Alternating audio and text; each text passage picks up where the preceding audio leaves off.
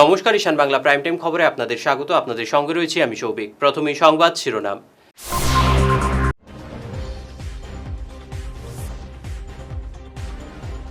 CJP আন্দোলনের আড়ালে গভীর ষড়যন্ত্র, বিস্ফোরক দিলীপ শইকিয়া।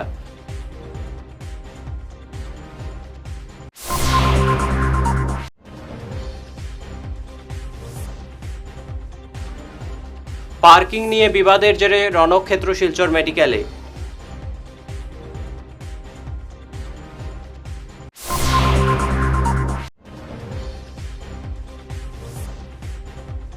স্বপ্নের ফ্লাইওভার, শিলচরে শুরু হলো পিলার নির্মাণের কাজ।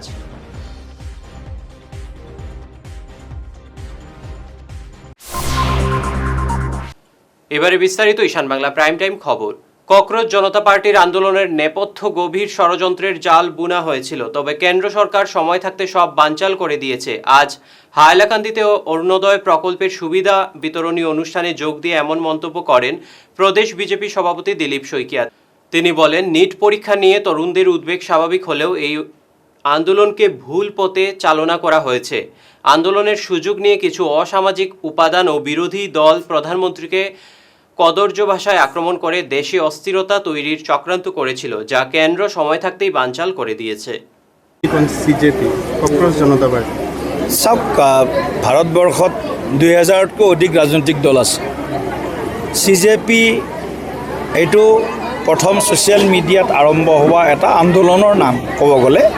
গতিকে ৰাজনৈতিক দল এটা হ'ব লাগিলে কংগ্ৰেছ যেনেকৈ আজি প্ৰায় মোটামুটি প্ৰায় 150 বছৰ কংগ্ৰেছৰ আয়ু ক'ব যাব লাগিব 1885ৰ পৰা। গতিকে ভাৰতীয় জনতা পাৰ্টিও 1900 বা ভাৰতীয় জনসংঘ 2000 আজি 26, কিন্তু আমি 1951 চনতে ভাৰতীয় জনসংঘ আৰম্ভ কৰিছিলোঁ। গতিকে এটা স্থায়ী ৰাজনৈতিক মঞ্চ বা ৰাজনৈতিক পক্ষ হ'ব লাগিলে তাৰ কাৰণে কিছু দৰ্শন লাগিব, তাৰ কাৰণে কিছু নীতি লাগিব, তাৰ কাৰণে উপযুক্ত নেতৃত্ব লাগিব আৰু তাৰ কাৰণে ভৱিষ্যদৰ্শী চিন্তা চৰ্চা লাগিব। গতিকে মই ভাবোঁ এইটো এটা প্ৰথম এটা ইউথৰ এটা ইছ্যু আছিলে, নিট পেপাৰ লিক। সেইটোক লৈ মানুহ কনচাৰ্ণ আছিলে ইউথসকল, কিন্তু পৰৱৰ্তী সময়ত তেওঁলোকে যি ধৰণে এই গোটেই আন্দোলনটোক বিপথে পৰিচালিত কৰিলে, মই ভাবোঁ যে এই আন্দোলনটোৰ পৰা ভৱিষ্যতৰ দিনত যিসকলে দেশৰ বিৰুদ্ধে শ্লোগান দিলে সেইসকলক নিশ্চিতভাৱে ভাৰত চৰকাৰেও চিনাক্ত কৰিছে আৰু আগন্তুক দিনত হয়তো CJPয়েও এই কথাটো উপলব্ধি কৰিছে যে এই ধৰণৰ গোটেই আন্দোলন যিয়ে চৰকাৰক সমালোচনা কৰিছে এনেকুৱা নহয়, প্ৰধানমন্ত্ৰীগৰাকীক অত্যন্ত কি বুলি অশ্লীল ভাষাৰে ব্যক্তিগতভাৱে গালি গালাজ কৰিছে। এই প্ৰধানমন্ত্ৰী সকলোৰে প্ৰধানমন্ত্ৰী, দেশৰ প্ৰধানমন্ত্ৰী। গতিকে এনেধৰণৰ কিছুমান অসামাজিক তত্ত্বই গোটেই আন্দোলনটোত ভিৰ কৰিলেহি আৰু কিছু বিৰোধী ৰাজনৈতিক দলে তথাকথিতভাৱে এই আন্দোলনটোক হাইজেক কৰাই হওক বা ভিতৰৰ পৰা ইনডাইৰেক্টলি ছাপোৰ্ট কৰাৰ কাৰণে বিজেপিৰ বিৰুদ্ধে, বিজেপিক বিৰোধ কৰক কোনো কথা নাই, চৰকাৰক সমালোচনাৰ কোনো কথা নাই, কিন্তু দেশত অশান্তি, দেশত অস্থিৰতা যি বিয়পোৱাৰ এটা গভীৰ ষড়যন্ত্ৰ তেওঁলোকে কৰিছিল, সেই ষড়যন্ত্ৰটোক বুজি পালে ভাৰত চৰকাৰে আৰু তাক বানচাল কৰিলে। পার্কিং নিয়ে বিবাদের জেরে রণক্ষেত্র রূপ নিল শিলচর মেডিকেল কলেজ হাসপাতাল। বাপ্পু লস্কর নামের এক অ্যাম্বুলেন্স চালকের বিরুদ্ধে সহচালক রাজু করকে প্রকাশ্যে ছুরিকাঘাতের অভিযোগ উঠেছে। বাধা দিতে গিয়ে জখম হন এক নিরাপত্তারক্ষীও। আশঙ্কাজনক অবস্থায় রাজু বর্তমানে চিকিৎসাধীন। পুলিশ দ্রুত পৌঁছে পরিস্থিতি সামাল দিয়ে অভিযুক্ত বাপ্পুকে আটক করেছে। তবে দিনের আলোয় অস্ত্রের এমন ব্যবহার হাসপাতালের নিরাপত্তা নিয়ে বড় প্রশ্ন তোলা হচ্ছে। আবার ঘুরে ঘুরে আরো 1 বছর হয়েছে না, এই জিয়াদির বাচ্চা আবার ইন্দোর টার্গেট করিয়া এই চাকু মারামারি করছে, 4-5 জায়গা চাকু মারছে, তারপরে সিকিউরিটির উপরে হাত উঠাইছে। তারপরে যত অ্যাম্বুলেন্স পার্কিং যেটা অবৈধ পার্কিং করে রাখছেন মেডিকেল কলেজের ভিতরে, দেখতে পারবা এই সাইডে পুরা অ্যাম্বুলেন্স পুরা ভর্তি। সবসময় যতবার ওখানে চাকু মারা হয়, সবসময় অ্যাম্বুলেন্স চালা ড্রাইভারে চাকু মারে। প্রায় হিন্দু মাসে বেশি চাকু মারা হয়, আর গাঞ্জা মদ ড্রাগস খাইয়া আর প্যাকেটও চাকু লইয়া খালি কিছু কথা হইলেও বাইরে করিয়া চাকু মারি দেয়। আজকে আমরা সিকিউরিটি ভাই একটারও চাকু মারিতে আসলো, ও ভাইয়ের 2-1 কথা কইব। ডিপি করতে আসলাম, ডিপির সময় আইয়া দেখলাম তারা দুজন হাতাবাই লাগছে। ওই সময় দেখছি যে একজনও পটকাই দিয়েছে, মানে যার চাকু লাগছে হ্যাঁ যে চাকু মারছে তারা পটকাইছে। তারপরে দেখলাম যে হে ওদিকে গেছে, তো হে উঠিয়াও চাকু বাইর করিয়া তার উপরে আঘাত আরম্ভ করে দিয়েছে। এরপরে আমি গিয়া এটি করলাম, তো আমার উপরে করে আমিও থোড়া দূরে সরে গেছি। এরপরে সরিয়া দেখলাম যে কারণ বহুত মানুষ, তবু কেউ ছোটটাই মানে ছাড়িবার লাগি গেছে না। এরপরে আমার সুপারভাইজার আইছে, সুপারভাইজার আইয়া এরপরে সুপারভাইজার আটক করে দোকান ধরছে। এরপরে আমার ধরিয়া নিয়ে অফিসে নিয়ে রাখছি। এখন অফিস থেকে তারা ধন্যবাদ জানাই আমরা গুঙ্গুর প্রশাসনের সঙ্গে সঙ্গে আসামি যেটা আছে তারা অ্যারেস্ট করা হয়েছে, আর তার সঙ্গে ফ্যামিলি মানুষ আছেন তারা আমরা এটা বিচার চাই। আমার বাইরের উপরে বহুত পুরা জানে মানা অ্যাটাক করছে দাদা। আমরা এটা বিচার আপনার উপরে আপনারা সবাই বিচার করিয়ে দিবা। এটা দীর্ঘ প্রতীক্ষার অবসান ঘটিয়ে অবশেষে বাস্তবের মুখ দেখতে চলেছে শিলচরের বহু আকাঙ্ক্ষিত ফ্লাইওভার প্রকল্পটি। মাটি পরীক্ষার কাজ সফলভাবে শুরু হওয়ার পর থেকেই এই প্রকল্পের গতি নতুন মাত্রা পেয়েছে, আর এবার কাজকে আরও এক ধাপ এগিয়ে নিয়ে রাঙেরখাড়িতে পৌঁছে গেছে ফ্লাইওভারের মূল পিলার নির্মাণের সমস্ত প্রয়োজনীয় আধুনিক সরঞ্জাম। চারপাশের মানুষের উৎসাহ উদ্দীপনা প্রমাণ করে যে এই প্রকল্প বাস্তবায়িত হলে তা মানুষের দৈনন্দিন জীবনযাত্রায় এক নতুন যুগের সূচনা করবে। রামকৃষ্ণনগরে বিদ্যুৎস্পৃষ্ট হয়ে সাবিনা ইয়াসমিন নামে এক গৃহবধূর রহস্যজনক মৃত্যু হয়েছে। পরিবারের দাবি, বিবাদের জেরে স্বামী ফরিদ উদ্দিন ইচ্ছাকৃতভাবে স্ত্রীর শরীরে বৈদ্যুতিক তার ঠেকিয়ে হত্যা করেছেন। হাসপাতালে চিকিৎসক সাবিনাকে মৃত ঘোষণা করতেই তিন সন্তান ও স্ত্রীর লাশ ফেলে রেখে স্বামী পালিয়ে যান বলে অভিযোগ। পুলিশ মরদেহ ময়নাতদন্তে পাঠিয়ে অভিযুক্তকে আটক করতে অভিযান চালিয়ে যাচ্ছে। নাজমুলক। আচ্ছা, যে মারা গেছে তার নাম? সামিনা ইয়াসমিন। আপনার কি হয়? ছোটো বোন। আচ্ছা, কীরকম কাহিনী? কাহিনীটা কীরকম, কালকে একটু শুনছি যে তারা মানে ঝগড়া করছে জামাই বউয়ে।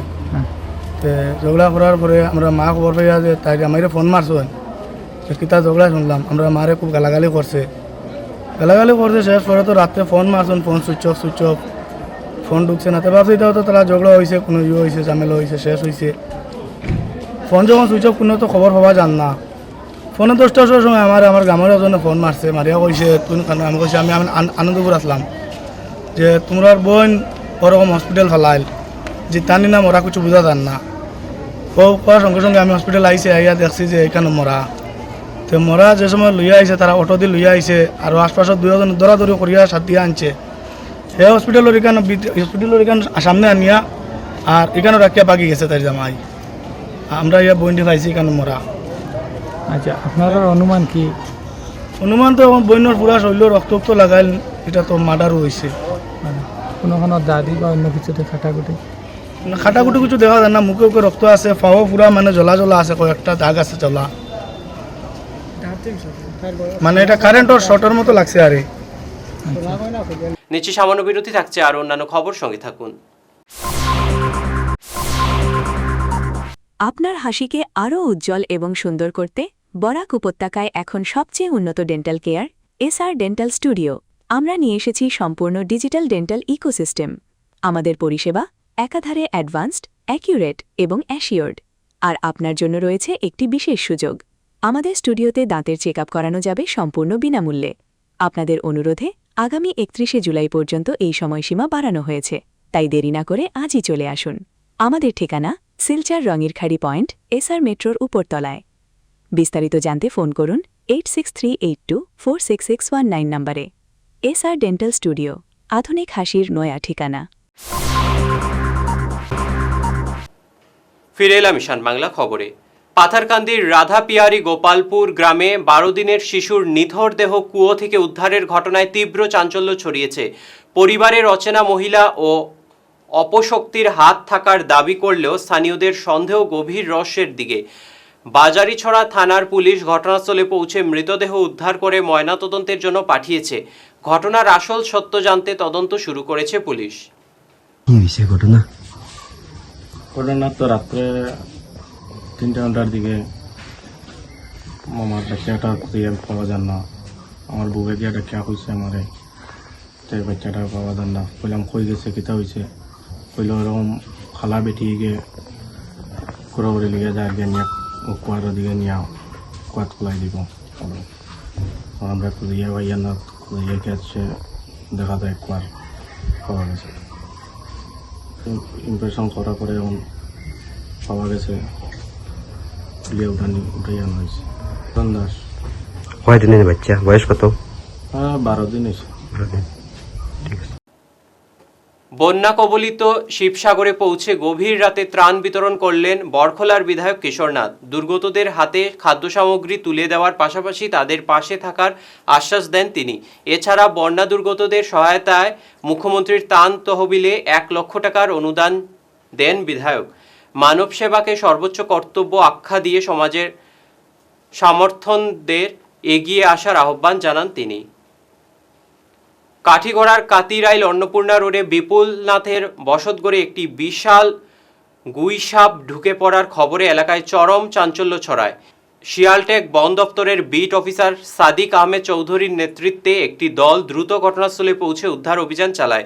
দীর্ঘ চেষ্টার পর গুইসাপটিকে সুরক্ষিতভাবে পাশের জঙ্গলে পাঠিয়ে দিলে আতঙ্কের অবসান ঘটে। বন বিভাগ জানিয়েছে প্রাণটি সংরক্ষিত এবং এলাকাটি এখন সম্পূর্ণ নিরাপদ। আজকে আমরা শিয়ালটেক বিট ফরেস্টের বিট অফিসার তথা স্টাফ বিপুলনাথ বাবুর বাড়িতে আজকে 1 ঘণ্টাখানেক আগে একটা এই আইরং, আমরা লোকাল কথায় যেটা হয় লোকাল ভাষায় আইরং, ধরনের লিজার্ড, তো ওইটা বাসার ভিতরে ঢুকছে। তো ঢুকা অবস্থায় যাই হোক আমরা ইনফরমেশন পাইয়া যথাস্থানে আইসি, আইয়া অনেক চেষ্টা করছি করে ধরার লাগিয়া, কিন্তু এটা এমনভাবে দিয়া ওয়াল টপকাইয়া বাইরে দিয়া আইয়া পরিত্যক্ত একটা জায়গা পড়ছে এবং ওই জায়গায় বাইরে গেছে গিয়া।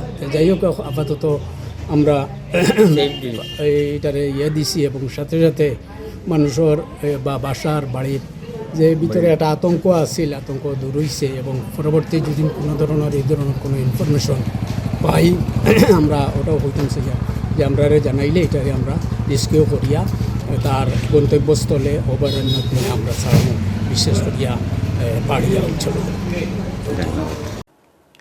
জাঠিঙ্গা সমবায় সমিতির লিমিটেডের আগামী 5 বছরের কার্যকরী কমিটি গঠনের নির্বাচনকে কেন্দ্র করে ব্যাপক তৎপরতা শুরু হয়েছে। নির্ধারিত সময়ের মধ্যে মোট 15 জন প্রার্থী মনোনয়ন জমা দিয়েছেন।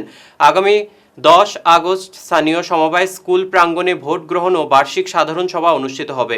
রিটার্নিং অফিসার রাইহান আহমেদ লস্কর জানিয়েছেন, স্ক্রুটিনি ও নাম প্রত্যাহার শেষে শীঘ্রই চূড়ান্ত প্রার্থী তালিকা প্রকাশ করা হবে। আগামী 10 আগস্ট সমিতির সমবায় স্কুলে বার্ষিক সাধারণ সভা নির্বাচন অনুষ্ঠিত হবে।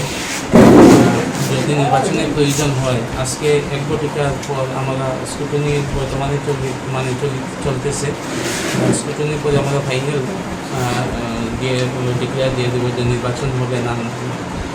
যদি কেউ উইথড্র করতে হয় তাহলে আগামী 3 তারিখের মধ্যে 3 তারিখ দুপুর বিকাল 2 ঘটিকার মধ্যে উইথড্র করতে পারবেন। আচ্ছা, যদি প্রতিদ্বন্দ্বী প্রার্থী থাকেন না, মানে কি আমার বাবা প্রতিদ্বন্দ্বী প্রার্থী না থাকলে আমরা এজিএম এর মধ্যে আনুষ্ঠানিকভাবে বিনা প্রতিদ্বন্দ্বিতা নির্বাচিত বলে ঘোষণা করব। সর্বমোট 15টি পদের মধ্যে মহিলা সংরক্ষিত আসন থেকে 2 জন, এসসি এসটি থেকে 1 জন এবং সাধারণ আসন থেকে 12 জন নির্বাচিত হইবেন। কিন্তু এখানে দেখা গেছে যে মহিলা আসন থেকে 2 জন অলরেডি নমিনেশন সাবমিট করেছেন, কিন্তু ওনাদের ইলেকশনের প্রয়োজন নেই। আর এসসি এসটি থেকে 1টি পদের জন্য কোনো প্রার্থী নমিনেশন জমা দেন নাই। আর যে সাধারণ আসন থেকে মোট 12টি পদে 13 জন নমিনেশন জমা দিয়েছেন। তাই ওই একজনের জন্য নির্বাচন হতে পারে আগামী 10 তারিখ। শেষ করার আগে বিশেষ খবর আরও একবার।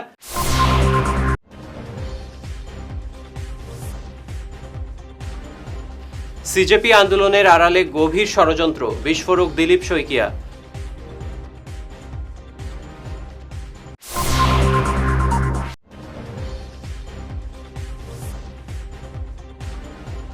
পার্কিং নিয়ে বিবাদের জেরে রণক্ষেত্র শিলচর মেডিকেলে।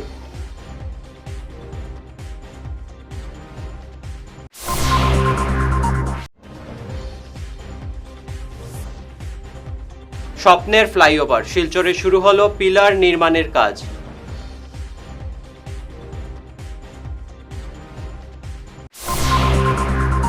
আজকের মতো ঈশান বাংলা প্রাইম টাইম খবর এ পর্যন্তই। নমস্কার।